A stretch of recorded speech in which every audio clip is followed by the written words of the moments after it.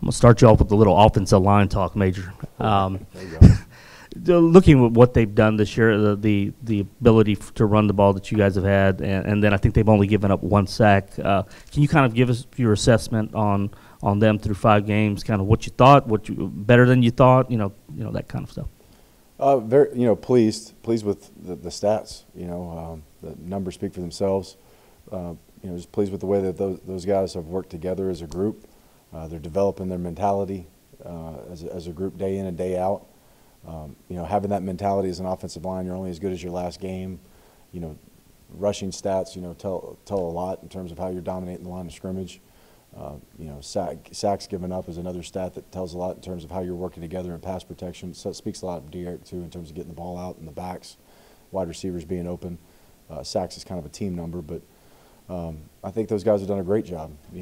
We're not too much into the sit there and pause and take inventory on where we are and how good we are, and all that kind of stuff. We've got a heck of a challenge for us this week, 4-man front. They do play some 3-man front as well, but some big guys up inside. They've got some great defensive ends that are very athletic. Harvey, in particular, does some great things on tape, plays with a great motor, can rush the passer, can also play the run. And this is a defense that's much improved. So from an offensive line standpoint, it's just about the next opportunity and the next challenge, and this is going to be a hell of a challenge on the road. That's where I was going with this, the ECU's defense. I think they're second in the conference in sacks, and Harvey, and I don't know if you go by names or numbers, but Turner, number 94, is another guy that's had a pretty good year for them. He's one of the big guys up inside. Yeah, what they do is just, again, like you said, another challenge for your line. And good schemes, very solid. They can be as complicated as they want to be, and they can be as simple, play it straight and come right at you as they want to be. And I think they've got 2 seniors or 3 seniors and a junior in the back end. Very athletic at linebacker. Like I said, big shade, big 3 technique, and they'll move those guys around up front. And then their defensive end, 44 and 40, both of those guys can do a great job of rushing the passer, but then also converting speed to power and playing the run. Major, would you say you guys were a little bit more aggressive this past week on defense? Maybe did you guys blitz anymore? Was that because of the team, or was it just more visible because they resulted in big plays, guys getting home on some of those, like the linebacker twist late when Gooden got back there and stripped the ball? Yeah, I think a little bit of both. I think a little bit of both. We saw some opportunities as the game went on to continue to add pressure. We weren't getting hit as much downfield once we settled in, and we gave up that free one early. Settled in, and guys were getting home. Elijah making plays. And sometimes it's not always the sack. It's the hurries that create the interceptions, that create the batted balls. But just being disruptive. And I felt watching the tape as a whole Friday, it was one of the best, if not the best effort from our defense in terms of just their overall effort to the football, raking at the football, going at the football. And we talked about it during the week. As we said, I'd be surprised. We all did as coaches right there at the end of practice on Tuesday. Said I'd be surprised if we don't get 2 or 3 takeaways. The way we practiced, the way we put an emphasis on it, the way we've coached it, the way we've responded to the coaching, the way we've carried it out throughout practice. I'd be surprised if we didn't have 2 or 3 takeaways. And, those guys went out and they executed exactly what they had practiced. So, again, practice is a pretty good indicator on how you're going to play. Back to Elijah real quick. He was in, it seemed like a little bit more, even early in the game when I went back and watched it again as well. Is this just more of him slowly earning basically some more snaps in there, giving some other guys a little bit more of a breather since you guys are still down Darian Owens right now? Yeah, I think that's kind of, the whole point in earlier, whether it be TSU, whether it be Arizona, getting those guys in so they can start to have, an impact as we go into conference. And 2 guys that, this is that, that point where a coach, you compliment a guy and then you don't want him to, you want him to keep, growing and developing. But Elijah Gooden did an outstanding job.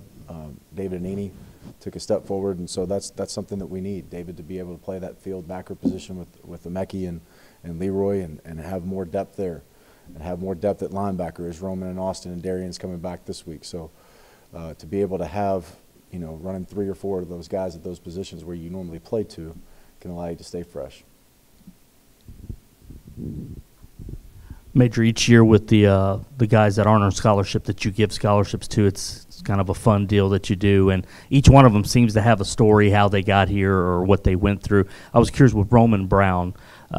You see that he's been in here now. When Darian got hurt, just what what it was that you saw in him maybe a couple of years ago or whenever it was, and kind of how he's taken that role since he's moved in there. Yeah, he loves football. He loves football, and he wants to contribute.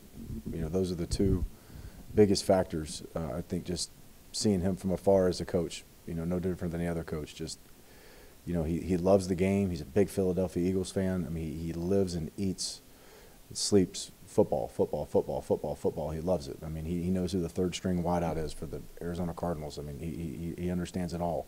He loves ball. And our first year in 15, he was a scout team nickel. And so he was always playing out over the slot or sometimes diving in the box. So he's a guy that you have to constantly communicate with as an offensive coach, just scout team-wise, to get in position and give you the right look.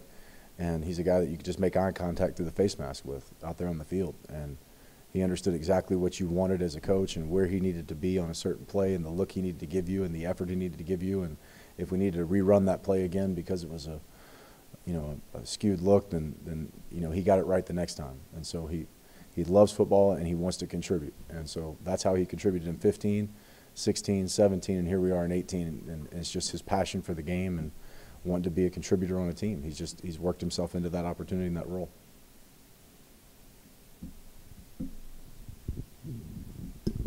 A minute ago on the conference call for the American, I was asking coaches just about their approach for whether it was, you know, like an Ed, if you're facing a guy that can do so many different things. And Scotty Montgomery was saying that it's not so much how many guys you devote to block him, but the time you invest worrying about him before the game and preparing for him. I was wondering, when you were at Texas or somewhere else, how much is that true in terms of the fact when you have to really devote time to a guy, and then there's the game time when you do have to put 2 and 3 guys on him? Yeah, I mean, you got to have a plan. You know, you've got to look and see, you know, what we do offensively, does that open it up for this guy? You know, all right, you know, whatever our scheme is offensively, does that play into this guy's hands? If it does, then you better change it quickly or find ways to adjust. You know, or no, what we do is going to neutralize this guy. You know, they've got a great cover down corner. Well, we run triple option, so it's not a big deal. You know, I mean, it's all about how it matches your scheme. Now you've got to have a plan going into it, and you've got to be able to adjust, obviously, as the game goes on. But I think one thing that maybe Scott, I didn't hear what Scotty was talking about specifically, but sometimes you can handicap yourself in the planning process. You can say, well, we can't do that because he'll be over there, and then we can't do that because he'll be over there, and then all of a sudden you're just in a neighborhood with nothing but one-way streets. You can't do anything to the left and the right. You can only slide the protection this way and run power that way and run counter this way, and now, you know, you've made your offensive play calling very complicated. But you've got to account for him. I mean, you've got to account for whatever player it is. If it's a guy that can change the game, it's the same thing with Harvey. I mean, there's a guy who's, you know, way up there in sacks and TFLs. You better have a plan, and you better have a plan for when the situations are in his favor. You know, if it's 3rd and long, he's a pass rusher, so that we have to have a plan for those type of things. So I don't know if that answers specifically. The follow-up was that with a guy like Ed, it's not always about the stats because there's things that he's doing that will open up another guy. But I saw something this weekend where somebody mentioned maybe he should have an asterisk by his season because of so much. It isn't about the stats. So many people try to do so many things to take him out that he's not going to necessarily get that tackle for loss or sack, but he's going to. Yeah. It's almost another category in the. It is. It's hard to account for the production that he allows others to have. You know, it kind of reminds me back in 08 when we were playing against Des Bryant. You know, and you always had to put a safety and a corner over the top of Des Bryant. Well, now all of a sudden Kendall Hunter killed you.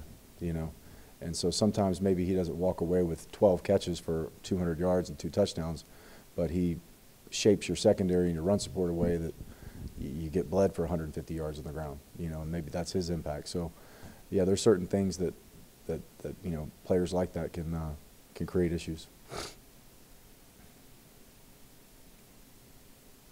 that it? Come on, yeah. Just in terms of health, that may drive. I know you don't like to get into specifics, but it looked like Isaiah was out. I don't know if he came back in. Is that something this week or? Yeah, he came back in. Went through our workouts, weight workouts yesterday. Was limited in practice. He'll be a guy that we'll monitor throughout the week for game day. Terrence had an ankle injury. You know, he was limited yesterday in practice. We'll have to monitor him throughout the week. Darian Owens will be back this week. We're going to have to monitor him to see if he's, you know, I don't know the term, questionable, I guess is the term, questionable. So for Saturday, so we'll have to monitor all those guys with their injuries and nicks and bruises as we go to game day. So Terrence was something. He came back from the knee, and it He's was back that. from the knee, And yeah, then just turned his ankle. Just coming back to practice this week, or you already? Yes, he came back yesterday. Just limited drills, so we just have to monitor him throughout the week and see if he's able to go Saturday. last thing for me, I promise. Red zone. You guys have had a lot of success. It's not so much just scoring, but touchdowns. Right. What can you say about that in terms of being able to capitalize on that? Because I think that on the other side, that's where it helped you, where your defense, I think they had 5 trips and they only scored 1 touchdown. Yeah, that's it. And you know, offensively, want to be at least 70% touchdown. That's our goal. And they've done a great job. When you can run the football and you can run your quarterback and you have wide receivers making plays, it's difficult to defend that in the red zone. When your quarterback's a runner, and you have guys that are going up and making plays in the end zone for the football, and then you've got guys that are running the ball hard between the tackles. That's what you need. And then defensively, 1 of 5 touchdowns, outstanding. And you know, they had 3 takeaways. Probably could have came away with 6. I know 2 picks went right through our hands Thursday night, and then we had that fumble that was questionable on the sideline, but could have walked away with 6 turnovers. You know, but then we had a turnover there. They had the ball, I think, maybe on the 9 or 10 yard line, hold them to a field goal, and then 2 of those drives where we drop interceptions, those drives end up resulting in 10 points. So, you know, we got to go back and focus on, you know, some ball drills too. You know, we don't have it all licked, not just in one half of a good defense. And 1 of 5 in the red zone in terms of defense, and I think they were 8 of 23 on 3rd down. Yeah, those are great stats, but we still got a hell of a lot to improve on, and we need to keep our hands on those balls. I mean, those interceptions were huge, and you know, could have allowed us to get to a much bigger lead earlier in the game.